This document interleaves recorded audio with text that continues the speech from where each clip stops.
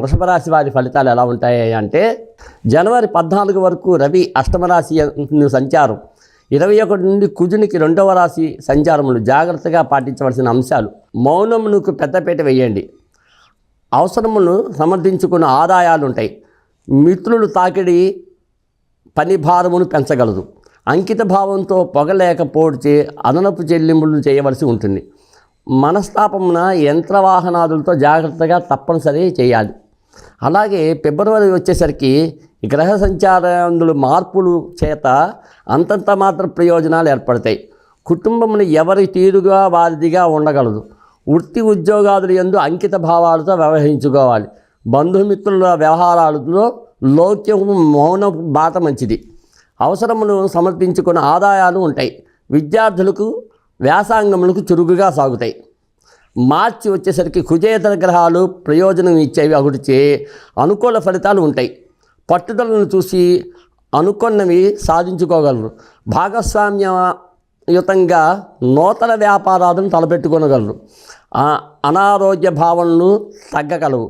విద్యార్థులకు నిరుద్యోగులకు అనుకూల సమయం. సాహస కార్యాలకు కూడా దూరంగా ఉండాలి. అంటే సాహసాలు చేయకూడదు, దూరంగా ఉండాలి. ఇది అంటే రోహిణి నక్షత్రం వాళ్ళకి, మృగశిర నక్షత్రం వాళ్ళకి, కృత్తికా నక్షత్రం వాళ్ళకి, వీళ్ళ ముగ్గురికి కూడా ఇది పనిచేస్తుంది. వీళ్ళకి ఈ వృషభ రాశి వారికి రాజపూజ్యం 7, అవమానం 3. అలాగే ఈ సంవత్సరం ఆదాయం 2, వ్యయం 8. రేపు మార్చి వరకు, మార్చి నుంచి మళ్ళా నూతన సంవత్సరం ఉగాది వస్తుంది కాబట్టి ఈ 3 మాసాలు ఈ విధమైనటువంటి ఆదాయాల్లో ఉంటారు. అలాగే మరి కృత్తికా నక్షత్రం 004, ఈ చివరి 3 మాసాలు, 4 మాసాలు అంటే ఇప్పుడు డిసెంబర్తో కలిపి 4 వచ్చింది. ఆదాయం ఎలా వస్తుందో వ్యయం కూడా అలాగే వస్తుంది, సరిసమానంగా ఉంటాయి. అలాగే రోహిణి వచ్చేసరికి 3, 1, 1. రోహిణి వాళ్ళందరికీ కూడా శుభవార్త ఏమిటయ్యా అంటే, ఈ 3 మాసాలు ఆదాయమే తప్ప వ్యయం అనేటటువంటిది అంతగా ఉండదు. కాబట్టి వ్యయం కంటే ఆదాయమే ఎక్కువగా ఉంటుంది వాళ్ళకి. అలాగే మృగశిర నక్షత్రం వాళ్ళకి వచ్చేసరికి 6, 2, 3.